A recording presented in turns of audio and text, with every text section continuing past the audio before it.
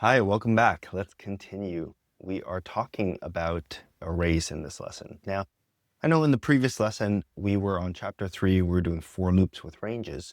But in order to continue with for loops over arrays, you first need to know what arrays are. So we're actually going to take a little bit of a detour, and we're going to come back to this lesson after you learn about what arrays are. In fact, we have to jump down to the first lesson of chapter 5.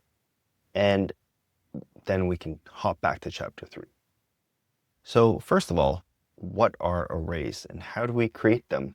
Let me walk you through that in Playground. So you learned before that we can create a variable and then we can assign it a value, such as Tom. If I had another name, I could declare another variable and have another name. But if I had 5 different names, 10 different names, creating a variable for each name would be very cumbersome. That's where arrays come in handy. So an array allows you to put multiple values in a single variable. Let's see how we do that with this. Instead of declaring 2 variables, name and name2, I could declare a variable called names. And I can assign it multiple values. So here, autocomplete actually does that for me. But in order to specify multiple values into one variable, we use these square brackets or angle brackets.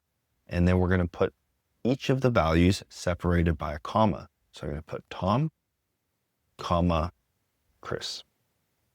And this together, this is called an array. Now you might wonder, how do we get the values out? Because this one is very obvious and simple. I can just print out name and it's going to print out Tom. Or I can print out name2 and it's going to print out Chris. What do we do here? Well, this is how you would print out Tom using this array here. You specify the name of the array and then you specify angle brackets and you specify the index of the value that you want. Remember, we separated them by comma, right? So the first item in an array is always 0. These arrays are 0 index based. That means that the first item is at index number 0. So you can take a look. It's going to print out Tom.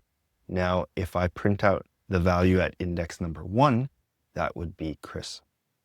And this is a very common mistake that beginners make, because when they see 2 items, they think that printing out Tom is 1, and they think that printing out Chris would be 2 because it's the second item.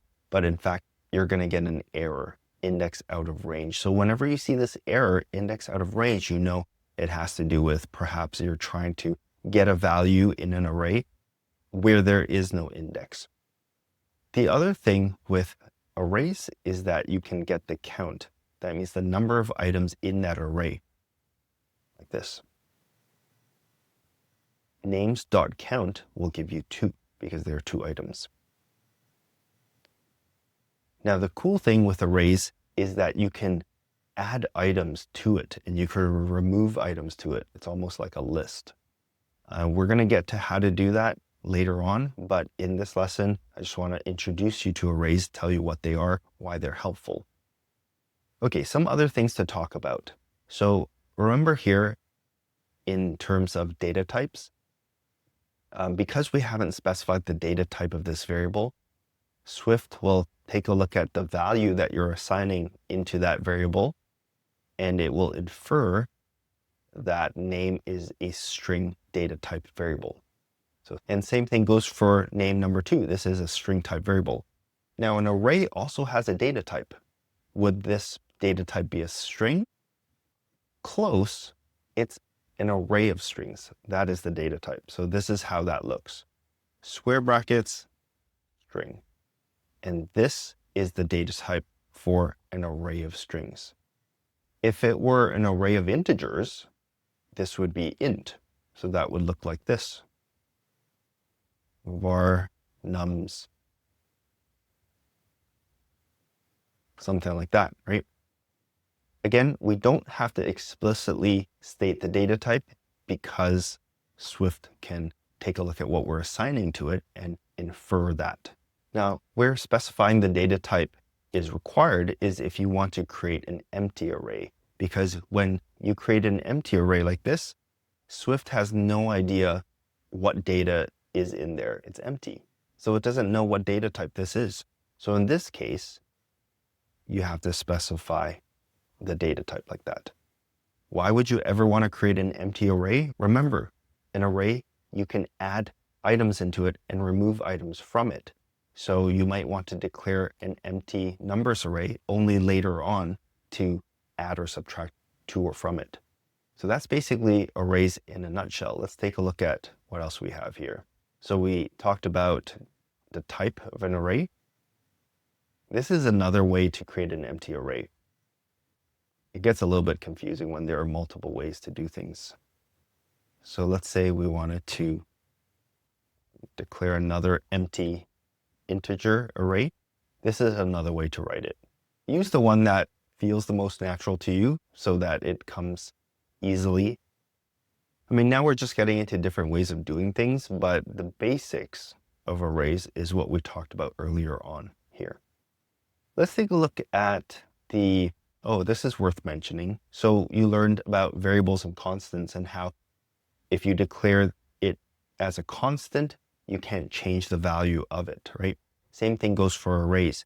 If it's a variable, you can add or remove items, but if it's a constant, then it cannot be changed. So that makes sense, right?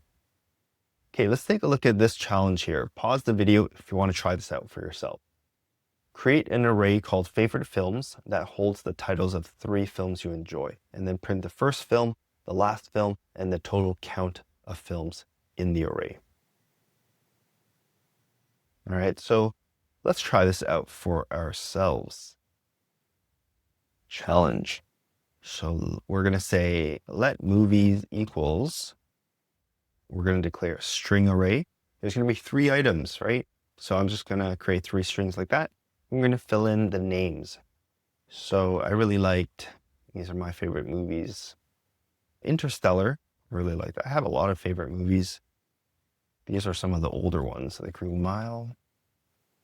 And I really liked Memento. And we're going to print out the first one. So print out movies 0. And that's going to print out Interstellar.